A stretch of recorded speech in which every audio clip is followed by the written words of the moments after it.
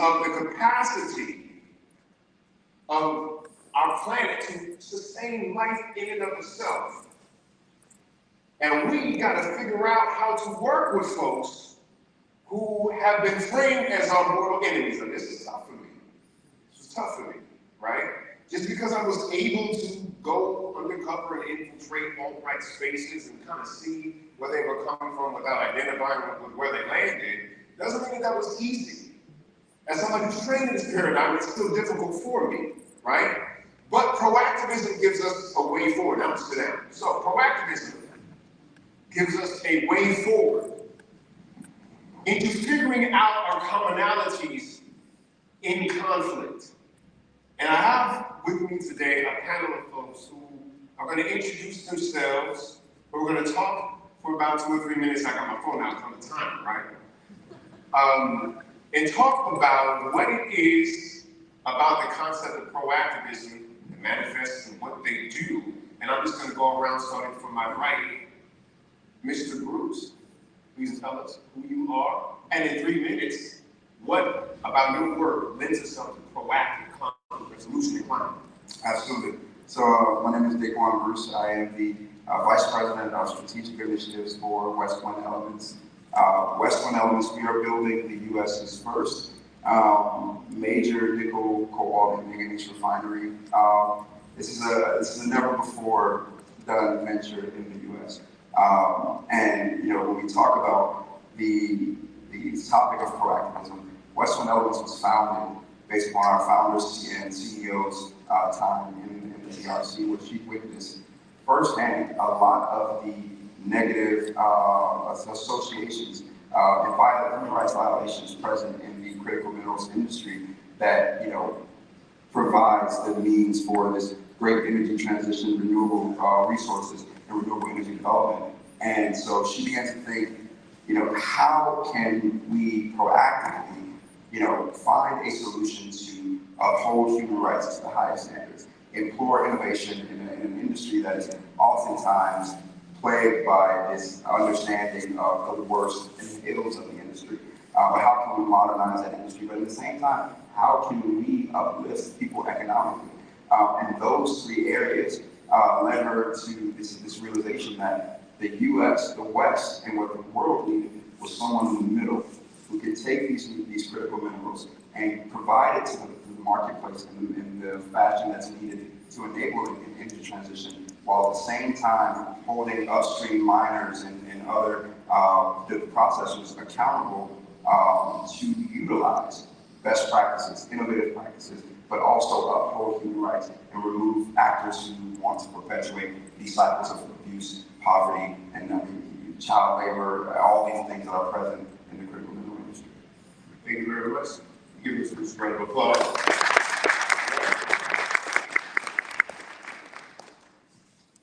Mr. Bradley, any questions? Yes, thank you. My name is Ricky Bradley. I'm with Citizens Climate Lobby. I'm actually here in Dallas. I live about 3 blocks away from here, so my friends here have to travel a far ways. But I've been with Citizens Climate Lobby since 2012. What really drew me to the organization was our founder and his story. And his story was a person who was out doing microcredit loans all across the world. If you don't know what that is, microcredit finance, you go into a small area where people with disadvantage, you give them $5 to $10, and they end up starting a small business, like start to sew or get a chicken or a goat or whatever, and it starts a little an industry in their town. And they end up repaying, like 99% of those get repaid. And he was doing all this work and making all these great things happen across the world. And one day he was sitting at his breakfast nook at his house in San Diego, and he got a nice little headline that said, the oil and gas industry just got like $65 million in subsidies. And he's like, wow, all this work that I'm doing here on microcredit to try to build up the world. And he was really particularly working in Bangladesh, and where just a little bit of seawater intrusion just destroys all their crops. A place that's really one of the lowest lying areas in the world. So he just thought, hey, these aren't bad people that are getting these tax breaks, but these subsidies, but who's going in and talk to members of Congress about what people want? And he thought that was missing. So he thought that's where he could have an impact. And again, not to look at the other side and everybody is evil, looking at people to come together, to go really talk to members of Congress about what we want. We've been doing that since 2012, well, even longer than that. I've been with it since 2012. Last year we had over 1,000 meetings with members of Congress. We're starting to work at the state level as well, a little bit more. But we really focus on areas where we feel that's missing a grassroots element. You know, there's a lot of people out there working on, say, shutting down coal plants. And that's being against something. We talked about being against something. We actually are for something. We're for certain policies that we think will really change the economy, the way the economy works, and removing some of those incentives that are built into our system that sort of perpetuates these things. So we really try to find that place where we feel like we could add marginal value, so not just jumping on what everybody else is jumping on, but really going and focusing on things like permitting reform.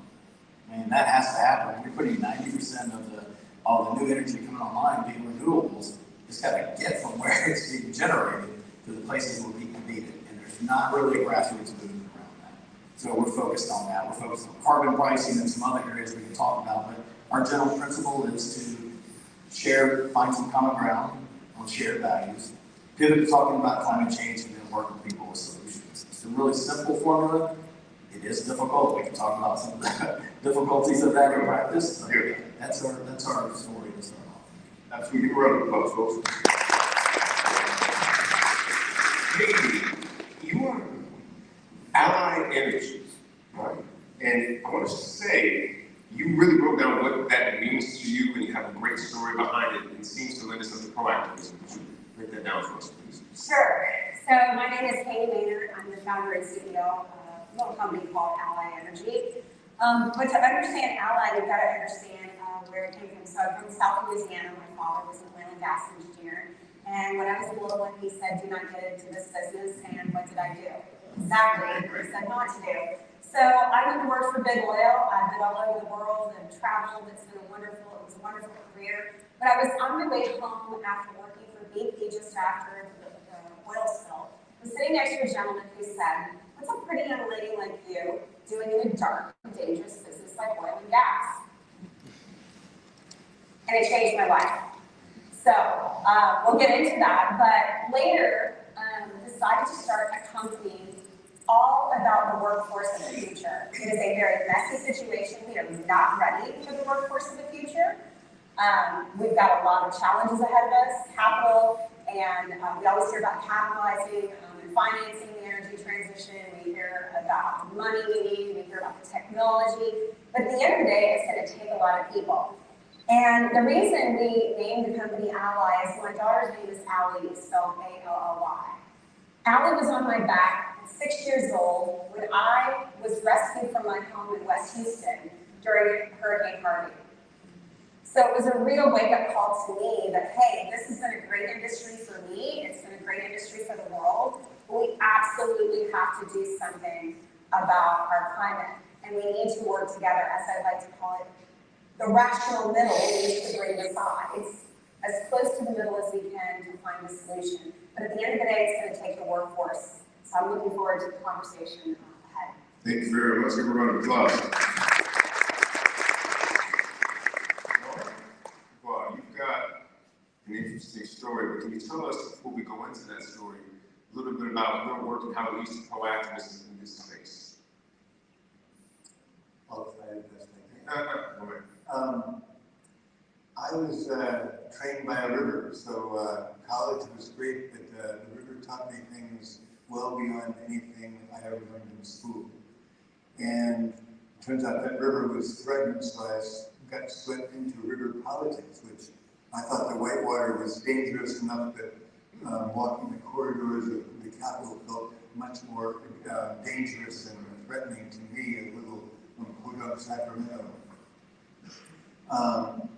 Ultimately, we lost that river, and it's the biggest loss of my life. And when I watched that place transform people's lives, and so the miracle of this sacred land viscerally got into me, and being connected to this land and to the people, all of our neighbors, sort of have been the foundation for me. I went on to start International Rivers Network, and I got to meet colleagues from around the world who were protecting not only their rivers and their watersheds, but the people in their watershed. And some of those people, they're now household names of activists who have gone speaking for the earth.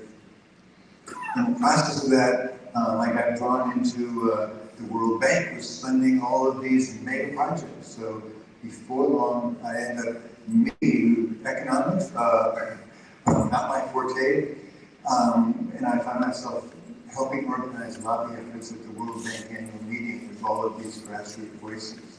So it was an amazing education. And again, finding that after these 10 years, the bank kept shifting. Every year, shifting. Like the congressman talked about earlier this morning, when somebody gave him a different lens, all of a sudden he changed. And I watched these world bankers change. I went on to have the privilege of coordinating EarthX's international effort. And so with that, we had 200 million people around the world in 184 other countries actively engaged in speaking on behalf of this sacred earth. And so my optimism for our future comes from knowing that in every single country with no educated middle class, no money, no resources, there are people, the salt of the earth, who are speaking for the future. And so to me, we're in the middle of this massive change. And I guess the other relevant lesson, or one of the many lessons from the river that I learned, my first year, it was very exciting and very scary, and I broke so many oars because when in doubt, I was forcing. The next year, I learned how to dance with the river. And so the language doesn't work very well, but what I've learned is that anytime we fight, we lose. So, ain't gonna study war no more? Well, an evolutionary journey, that's all we've been delivered. And yet we're now at a great, amazing turning point that we're all in the same boat together, and we get to learn to dance downstream together. So, absolutely exciting. One last comment. We think of activism as being those people, and what I know is every single one of us is an activist. We spend $1 and we're activating the world. And that can be for sustainability or short term. Every time I add more fear in the world, or I add more hope and love in the world, I am activating the world. So to me, we are all activists, and it's great to be with Pro Activists, bringing the best out of us. Absolutely. One more time. When I hear your biographies and what got you into motion, there's often, I noticed a pattern, like there was a story of loss. With yours, it was the loss of that river. And I just wanted to kind of go into that in a couple minutes, just kind of, share with the audience what kind of tragedy that you were forced to kind of turn into triumph in finding your way to pro activism. I believe you mentioned something about your home. Can you tell us a little bit about that? Look, I started a business in 2014 called Pink Petro. So the original company was Pink Petro. Because I wanted more women in oil and gas. I thought, we wouldn't be in this problem if we had a little bit of balance in the world. So let's get the feminine into the industry. And it really didn't hit me until Harvey, because Hurricane Harvey was, I still get choked up about what happened and what I saw. I live on the west side of Houston, where we're supposed to be protected by 2 dams, and those dams just did not protect us. The dams had to let the dams release water into our neighborhoods to avoid a greater catastrophe. And I remember thinking, we don't have insurance. We were taught not to get insurance when we first bought the house. We were told not to get insurance. Excuse me, people, get insurance. Flood insurance, I don't care where you are, invest in flood insurance. We were of the 85% who did not have insurance, but we were the lucky ones because we had friends that could help us come back. I think it was a moment when my daughter and I were going between our home and our apartment one day, after we were in the cleanup, and she looked at me and she said, "Mom, you see that man under the freeway?" I said, "Yes, we do." She said, "Well, at least we have a broken home to go home to." And it was in that moment that I said, okay, I can feel really horrible about what's happening to me, and it hurts when we go through loss. Because loss, no matter who you are, it's loss, it's personal. But I remember thinking to myself, this is bigger than Pink Petra. This is Energy 2.0. This is making sure that every single person does not have to feel the vulnerability of not having a home to go home to, but also should not have to build up a home to see it destroyed. So I went back and I said to myself, I can give up. I can tell everyone that business is really close to my office is very close to my business, so it was also impacted as well. So instead of saying I'm going to quit, I doubled down and I said it's time to just get bigger and do more. So we're a workforce development company. We're using AI to help companies find talent, get talent into jobs so that we can get at this climate crisis. Absolutely. That's amazing. That's just amazing story. I'm in the hand claps and stuff, but sometimes not appropriate, but I'm gonna back that up. Ricky, go ahead, share with us your journey. Maybe it's not the same kind of loss, but what took you into here with this everything? Yeah, I've got the story of a natural place as well. I mean, Glacier National Park was the place I lived at a couple of years. Just fantastic. I love it. Lowest lying glaciers in the world, so it's most at risk. But I think if we get a little more personal, what I've lost sort of really kicked me into action.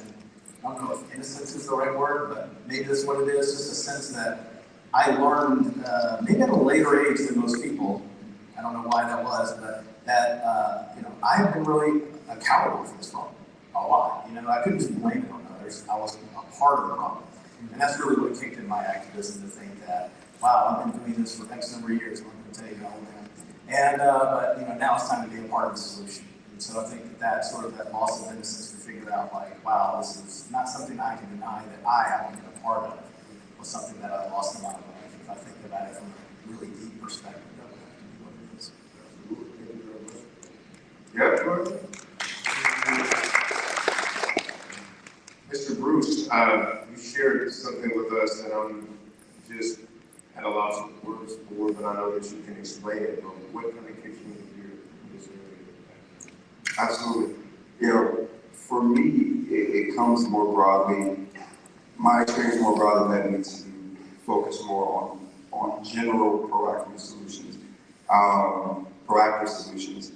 So, for me, long story kind of condensed, my work in this space really began with an internship that I got to work in Congress fresh out of college, and it really changed my life and my perspective.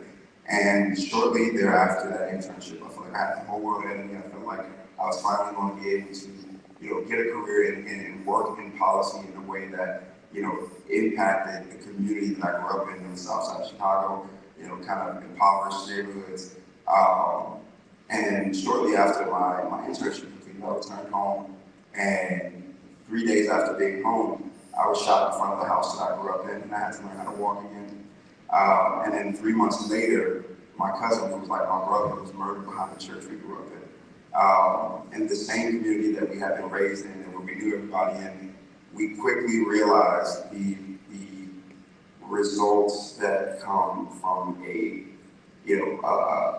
life and a community that's kind of enveloped in this dangerous cycle of poverty and violence and energy insecurity and all these various things that leads people to think that the best way that they can solve their problems is to inflict damage and pain and hurt on someone else. And so for me, in my process, in enduring these things, I quickly went from thinking, okay, I can react and I can, act out of anger or act out of this righteous, courage or righteous, desire for justice, or I can start thinking about, me, or I can think about the people on the other side of the gun and say, what were the inputs that led that person to think that that was the best course of action for their life to relieve their strength, their issues. And that led me to look at proactive solutions, to say that if these things were in place, if these things were changed, how could we have prevented what happened to me or from happening to the next person? How can we prevent what happened to my cousin from happening to the next person? And so, I started my own organization, and that's what we focused on.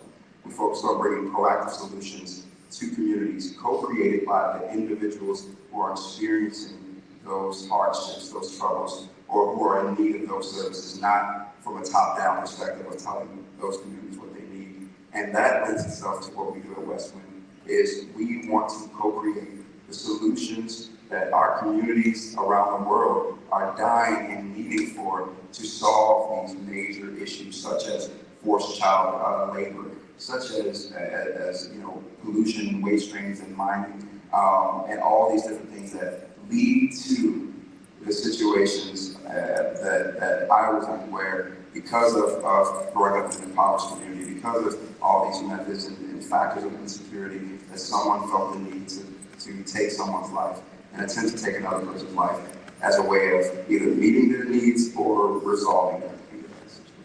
That's amazing.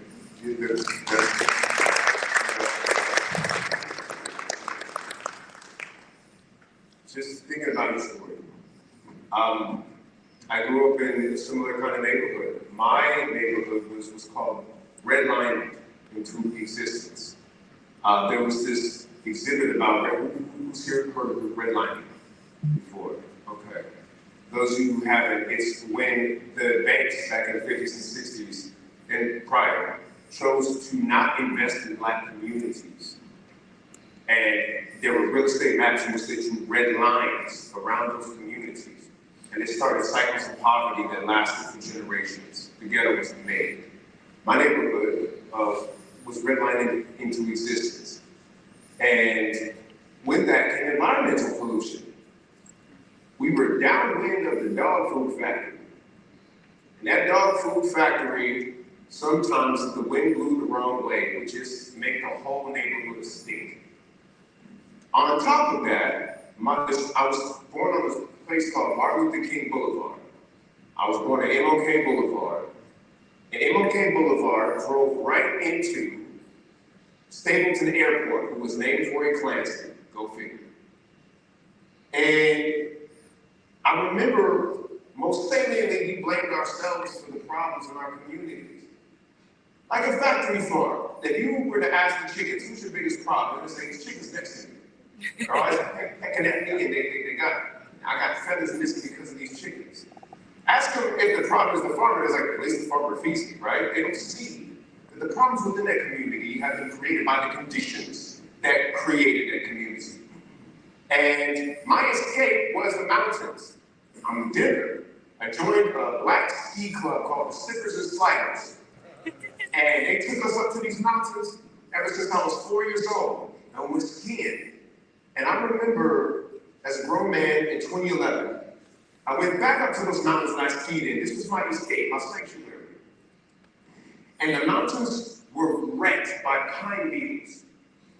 This invasive species had come in and just stripped these mountains bare of the greenery.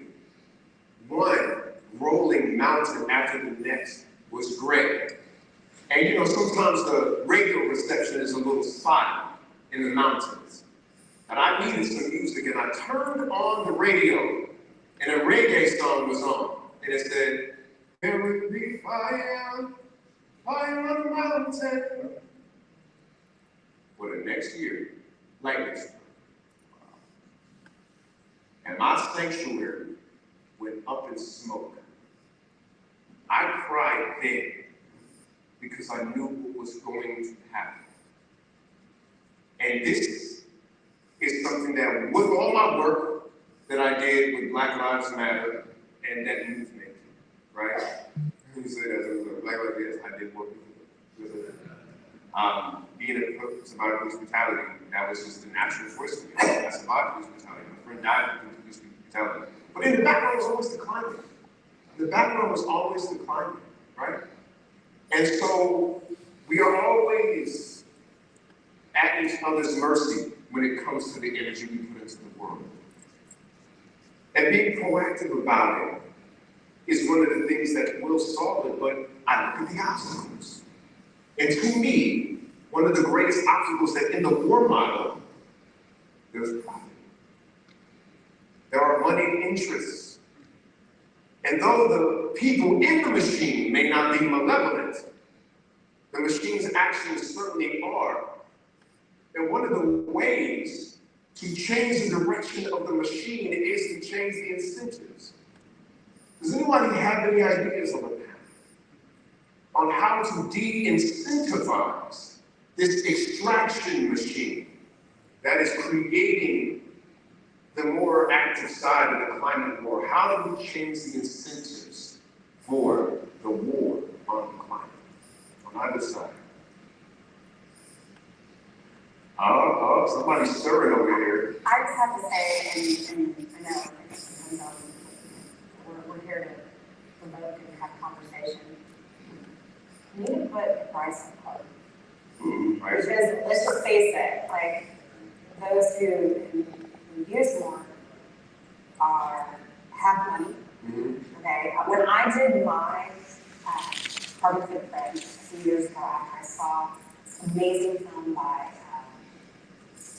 Jeff Bridges, the dude, y'all know the dude, called Living in the Future's Past. I did my carbon footprint and 2 international trips. I would take an international trip twice a month when I worked in the oil and gas industry, and we did offset, but 2 international trips equaled 1 full year of KW in my household. 2.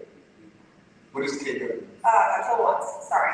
So electrical use. Okay, electric use. So when you start to quantify and really understand what they're using, wow. And I'm not kidding you, for 6 months, I had a pit in my stomach every time I would approach something. I'd say, what can I do to reduce, right? But if there was a price of carbon, like the cost of food right now, my husband is screaming about it. Oh, the cost of food, we shouldn't be eating out. Well, there was a price of carbon, and we took that those funds and we allocated those correctly. This is where everybody gets nervous, because we're getting the government to do something with our money. I think that we might see a change. That's just fine. That's what I do. And we had an opportunity to do that several years ago, and it didn't happen. And now we're in this divisive war about left versus right, renewables versus oil and gas. When really, if you look back, most presidencies were supportive of trying to move the environmental agenda forward. So I say put a price on carbon. Yeah, because this is something we've been advocating for forever. That systems funding levy is a price on carbon. You're right. Where it gets a little dicey is when we start talking about what are you going to do with the revenue that's generated from the price. Pay down the national debt. That's one possibility. There are people who want to put in research and development. There's all kinds of different things you can do with it. Our idea is that you give it right back to the American people. Yes. Per capita. Back to people. So then they can make their decisions about, like you said, when you're going to buy something, you don't have to think about, oh, am I buying the best thing or not? Because industries will start competing to have the lowest cost of goods coming into their products, and the prices will go up based on who's using more renewable energy. It would just be something that happens because they are in the business to make money. So take what they did well and turn it to your advantage. And that's what putting a price on carbon is giving revenue back to American households can do. And it actually shows it has a really good impact on lower quintiles, because if everybody gets the same check, as you mentioned, people at the higher incomes are, they have more, they have a boat or maybe a second house or something like that. Yeah, they're going to pay a little bit more into the system. The people that are below, that are keeping their carbon footprint low, sometimes because they have to, are actually going to make money off of it. Well, there's a reason why Amazon asks you to put your packages together, because how many of you work for Amazon? It's totally okay. Okay. Your 4 o'clock shipment is coming today, probably in the hotel, right? But we should be thinking about that. I just don't think that we think about that enough, and I think we're incentivized when it hits our cost. Or you get a check. Or you get a check, correct. I like how that's a model that shows that we're taking something that already exists, that is considered bad, and just repurposing the back end of that for good, if you will, and that there's no inherent bad or good in this. It just is what we do with it. These are all tools, right? Mr. Bruce, when you tell a story about why the founder of the company began, this is huge to me, right? When you're looking at us taking these rare earth minerals that have destroyed the Congo for us to get, and becoming a middleman in order to transform not only that supply chain that's hurting the people, but our economy, do you consider that a part of this changing the incentives in the Congo board? How do you think we could scale that up? Yeah, absolutely, I do. You know, I spend a lot of time engaging with the Congolese people.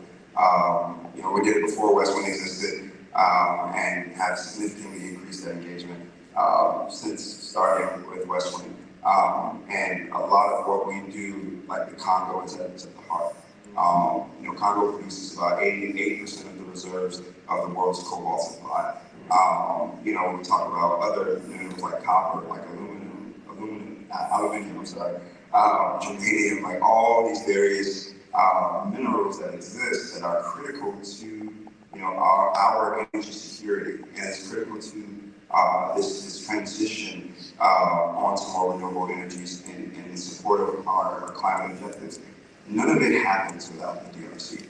And the thing that we found is that when you have, you know, actors, you know, I'm going to put out there largely China, who, you know, comes in and they offer, you know, resources, they offer, you know, large checks, you know, and in return, what they want is unfettered access to operate as they please. That's been business as usual for the last several decades, and it's led to, among many other factors, the human rights crisis that we're seeing today.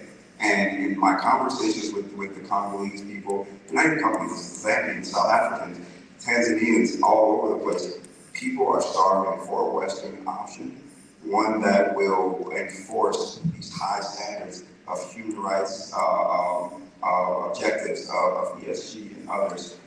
They are starving for that. And when we internally, you know, hold ourselves to a higher level, we are able to go out and we are able to, you know, help bring those solutions and collaboratively work to expand those solutions to prevent or drastically change a lot of what we've been seeing in the DRC and other resource-rich countries that are, you know, really just being extracted from them because of the waste.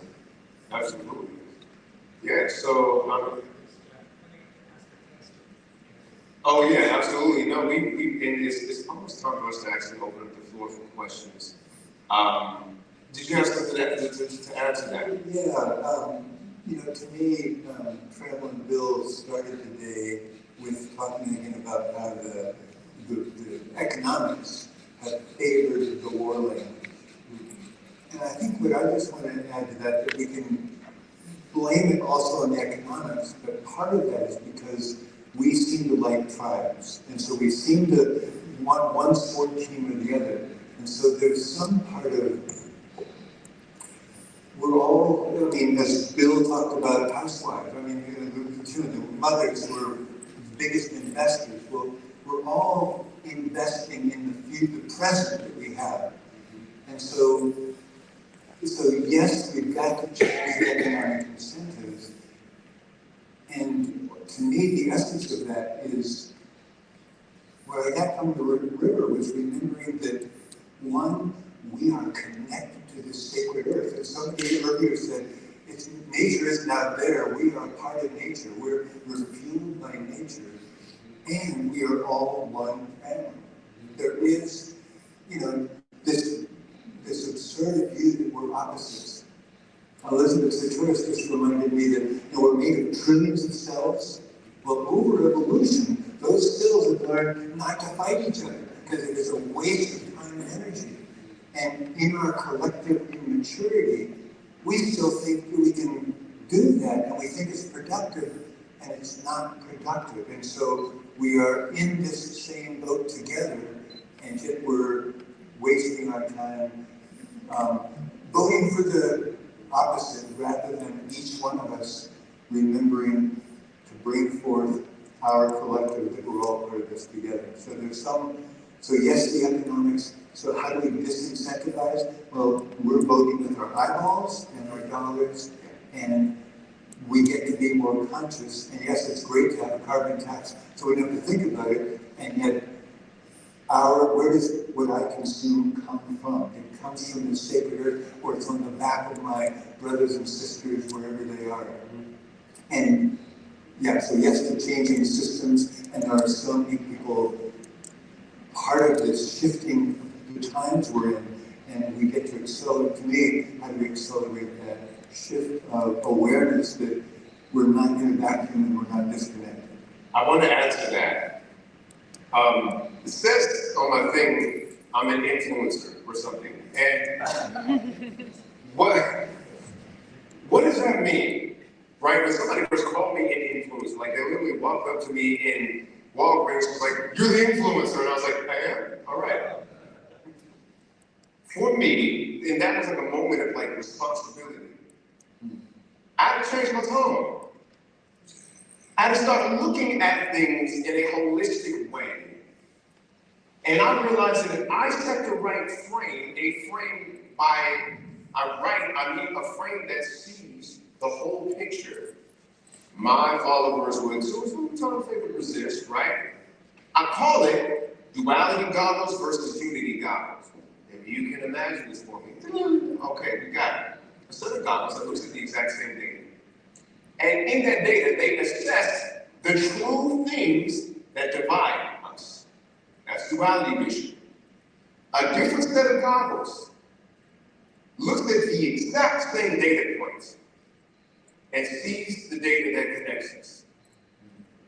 War only happens with duality vision. Now, Wayne Dyer, y'all remember Wayne Dyer? Great guy, read his books, liked his haircut. Wayne Dyer said, the wisdom of a round planet cannot choose sides. The fact is that unity vision actually is a higher vision. Turns out in a universe, things tend to be more connected. And so, the challenge for me as an influencer was to look squarely into the abyss of what divides us, squarely, with a stoic eye, and detached in a Buddhist way, if you will, seeing what really is the price for the darkness, the human toll for real, and having the spiritual maturity, hopefully, to then take that same data and put it into the unity goggles and reassessing the information and telling it to folks in a way that gives a path forward. That's what my job is as an influencer. And that's the charge that I've taken up, right? And there are people who have other ways to look at it. I'm guessing one of those folks is Bill Sharp. Who doesn't Bill Sharp in that way? We only got a few more minutes, and maybe we can start off with your question, Bill. Well, yeah, I want to make a point and ask a question of Ricky in particular. But we all need to recognize that we are not just the rational beings that economists theorize that we were in market dynamics. We're not making choices necessarily rationally between what we would choose and not. We are subject to our impulses and to inborn traits that were cultivated over 6 million years that have served us for 6 million years, but maybe don't serve us as well today. Now, as an environmental and an NGO, social entrepreneur, I've started a lot of different organizations, and it has been a reality of the marketplace that when you raise money on a basis of fear of a demon, you raise 2.5 times as much money per dollar spent as when you're raising it on hope and optimism. You get 5 times as much media with fear as you do with hope and positive. Now, why is that? It's because in order to survive, human beings first have to respond to what they fear, because that's a danger to our lives. And so we impulsively respond to fear first. And so fear is how we raise money. But hope is how we overcome problems. We know that rationally. We will battle ourselves for being such bad people, for being so fear-based and so jealous and so, acquisitional of each other. But really, we should not feel bad about that because that's our programming, to respond to fear first. But the fear has become a business model that is generating more fear and dividing us. So I'm looking for examples of how we do it differently. And one of the best examples is Citizens Climate Lobby. Citizens Climate Lobby does not demonize. They, of course, for them, it is fear of climate change, and it's the method. But I want you to talk a little bit about why it is that even lawmakers that are skeptical about the climate issue welcome Citizens Climate Lobby into their offices. What are the core principles that you operate on that first of all attract people into Citizens Climate Lobby and then make you effective no matter whose office you're entering? I appreciate the question. Sorry, my mom is the only one who gets to my phone is turned off. She's very important, obviously. I'll have to call her back. With Citizens Climate Lobby, thank you so much for this question, though, because it is so important to us. And I can't say it is what attracts some people to us, but I can also say it's what repels some people away from us as well, because not everyone wants to work that way. And so we do have opportunities even within our own organization at times to make sure that we've got everybody on board. So we're not perfect for sure. I think what really members of Congress, when they say that's the group I want to work with, when they call us to get our side, when you get conservative members of Congress calling an environmental organization to ask them what they think about a bill, that's not things that they do for, I'm not putting down any other workers, but they don't, because we're the ones that are really trying to operate at that area, that nexus of bringing people together. And so they will reach out to us, and we just have developed that respect over about 10 years, and it has nothing to do more than really operating with a Gandhi philosophy of seeing the best in others, getting rid of your biases as much as you can about people, and really just seeing them, like we talked about, they're humans. They might not see the world the way you see the world, and you might not have anything else in common, but you can always find something in common ground. Yesterday I was at a Unitarian Universalist church here today, and right here in Smack, where I can say a lot of conservative, folks are here, and it's just like you can find that common ground with people, and it's usually around something that has something to do with climate. You can pivot to the idea, and you can offer a solution. And that's, we're just solutions-based. We're for things, we're not against people. We'll take anybody in that wants to be an ally and wants to go help us. And we're always looking for those people who you would not think are, climate advocates or activists, with you to talk Okay, 300 chapters across the country, is right? You've got 225,000 people in your support base. You have a conservative caucus as well as kind of the rest of the organization. Granted, it isn't 50-50 by any means. It tends to be predominant organization, but within the organization, friendly to conservatives as well, and some very powerful conservatives that are part of it. Yeah. And you're able to raise money. Yeah, but you brought up a great point earlier about raising money. When we even look at our donor base, you can see the people who are a little bit more on the extremes actually get more money. So it's an interesting issue that we have because we're trying to bring people together. So it's like you're almost shooting yourself in the foot. But I think a testament to something that we were able to do, which really shows the spirit of Citizens Climate Lobby, is there's this caucus now in the House. I don't know if people have heard of it. It's called the House Climate Solutions Caucus. And we were instrumental in getting it started probably about 60 years ago. And the way it's composed now is if you're a Republican member of Congress, you have to bring along a Democrat to be on the caucus. If you want to be in the caucus as a Democrat, you've got to bring a Republican along. And right now there's 32 members of each side that are on that House Climate Solutions Caucus. And they might not agree on everything. They're certainly not going to, for sure. Conservatives will see one way of doing things, and Democrats will see another. But the important thing is that they are talking. Would we like to happen faster? Sure. Yeah. Listen, this is of course the beginning. This is not the end of this. I know that there are folks in this room who understand the necessity of reframing this activism into something that is proactive and unifying. And so I want to be respectful of time. We are at time. We started a little bit late, and I don't know, it has not been communicated to me that we have time grace in this.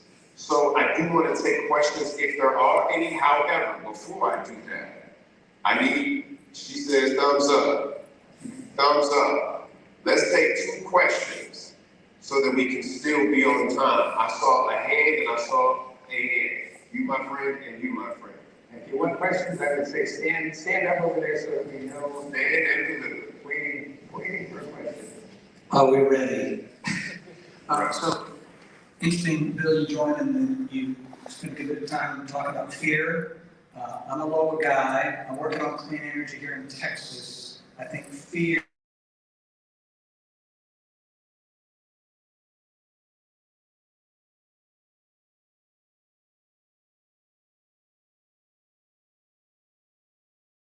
to see you yesterday at that church.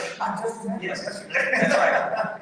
And so, man, I'm committed to working in that approach and that model to get to where we're making decisions in this state based on facts and truth things and to do what's best for everybody. So I'd love to hear about how we get through the fear, because there's a lot of it in Texas that's raising a lot of money, that's not allowing us to proactively come together for what's our collective good. So I'd love to hear what anybody has to say about that. Thank you. I have something to say about that, because we're working between hardcore left, which is in an echo chamber that only hears the most purely destructive bigotries of the right, and right, red American style that only hears the most elitist, arrogant comments of the left, and they form a social group around those attitudes. You know whatever city you're in, whether you're in a red city or a blue city, because you know what kinds of ideas are acceptable to express and not. Common sense individuals tend to move in and moderate their extremists. And they won't challenge the fundamental extremists because it's too painful and time consuming. So they keep them in their silos. In order to be able to communicate across the center, we need an affinity group in the center. We need the hardcore bridge builders in the center around whom people can develop that relationship. And so we need groups like Citizens Climate Lobby, like Concerned Communities of America that you have led, that are creating a place for us to go so that we feel supported in that. And it's extremely important that we do that. So we do that affinity group. We need volunteers to be that. And I volunteer to be that. How about that?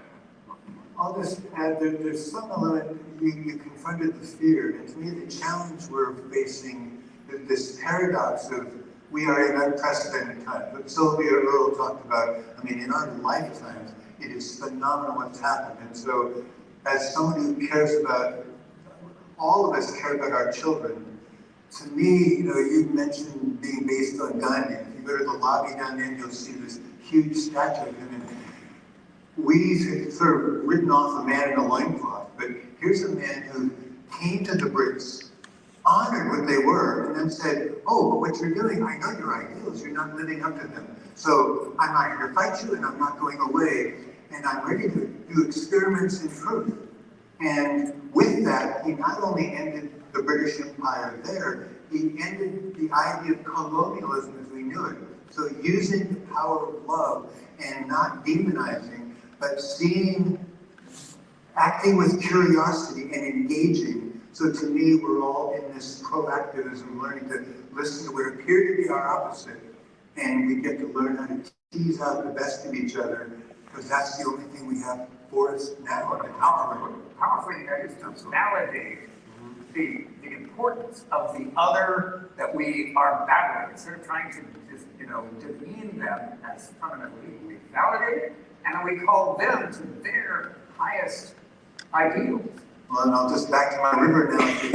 Anytime I battle, we lose. And so, we know we don't know the beauty of dance, but I'll say we are all in a dance together. We can struggle, or we can learn to, rub our shoulders together and rounded rather than be chips on each other's shoulders. So it's an interesting time. So. Absolutely, absolutely. We got one more friend who wants to share and then we will close this out in respect to our next session. Good afternoon, everyone. Can somebody turn this mic up? Is it on? Okay, that's really loud.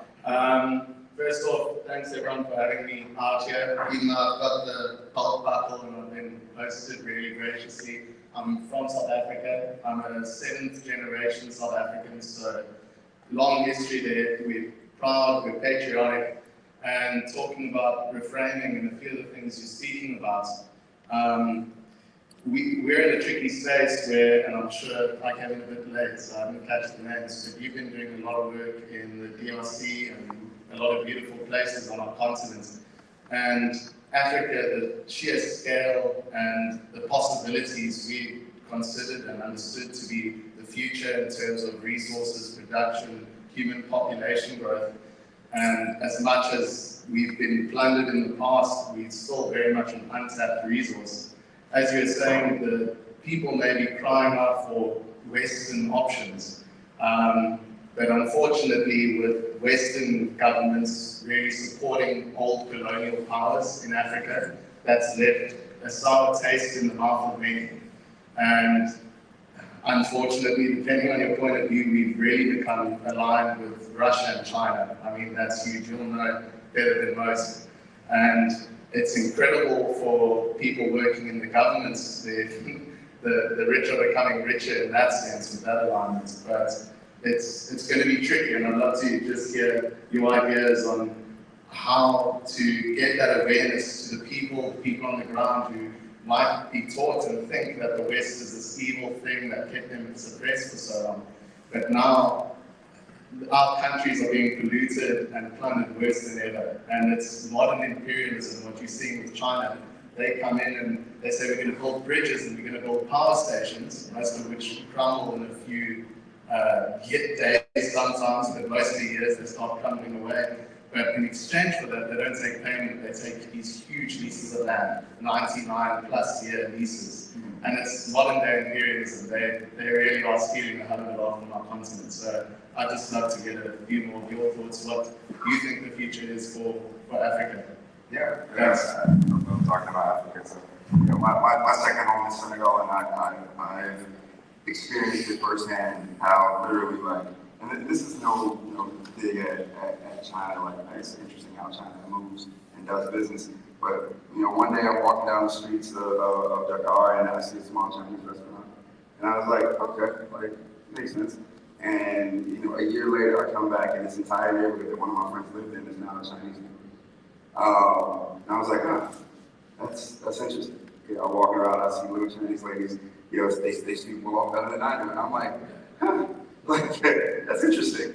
But the thing about the opportunity that is the continent of Africa, especially when we talk about climate justice, when we talk about proactive solutions, and the reason that we're here today is that, and I say it over and over again, none of this is possible without the support, without the resources that come from the 54 African countries, right?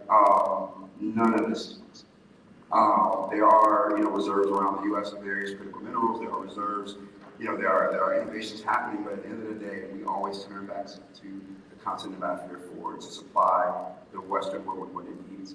And one of the strategies that we took and we're taking at Westwin is it's no more doing business as usual the Western way. And what we mean by that is we're going to talk to get to a solution. We're not going to have endless conversations. The West, we talk too much. And because we talk too much, we allow China to come in and we allow Russia to come in with these olive branches that are sort of like, double-handed here. And they meet the temporary or need of the communities there, and then they gain these long-term assets. And at the end of the day, it may help the people in the short term, but it's going to hurt the people in the long run. And a lot of that happens because while China's coming with the money, the West, we're like, oh, we need to call another G7 something. We need to call it a G20 summit. We need to talk to the table and literally talk about the same things we've talked about over and over and over and over again, and no one's done actually anything about it. And the thing that I would credit this current administration with is that when it comes to energy, when it comes to the U.S.'s presence on the continent, this administration is moving the swiftest and the most decisive manner that no administration has before. We've seen record numbers of Western investment through the Libido Corridor, which is an initiative of the Partnership for Global Infrastructure Investment, which, to the credit of the G20, is an initiative established there with U.S. leadership, where we're seeing increased numbers of investment in new African businesses through AFRICOM, through EXIM, Bank, and all these other Western institutions that are stepping up to the plate and saying, okay, we realize that we need to talk, but we realize we need action along with that discussion. And when we talk about the future of Africa, the way in which we do this and we do it collaboratively is, and I say it over and over again, Western companies, Western governments no longer need to come to the table and say, this is how things work. We need to work hand in hand with not just the known African leaders. We need to identify these up-and-coming entrepreneurs. We need to identify these up-and-coming leaders who are working to build consensus, who are working to innovate in various areas, and we need to not just throw them a bone. We need to partner with them. We need to give them access to the resources that the West has, and you do that through equitable joint ventures, through equitable investments, not trying to get over as the West typically does. I can go on about the continent. I've been to 15 countries, and I'm there quite often. But at the end of the day, if you want to talk about the future of Africa, the future of our climate, it starts in Africa. It starts in Africa. I'll just add that you talking about no war may sound above our pay grade, but also the absurdity of creating warfare with other nations and other mindsets. That contributes to, again, the short. So we now need to have competition that is a win-win, so everybody gains. And that's the new game we're in, that we get to co-create. And so, yeah. That sounds like a good harnessing of our competitive instinct as a species, yes. What you say. Good folks, we are tasked to create the affinity group in the middle, the bridge builders who are doggedly committed to peace and finding a way to structure equity. And I think that you'll find somebody like that in this room. So I know that there's people here that you don't know. You better have brought a business card. You didn't bring a business card. I know you got your phone. Go ahead and put somebody else's number. And then after you start a conversation with a stranger, and can we give our panel a round of applause? Stay tuned for our next one. This is coming up really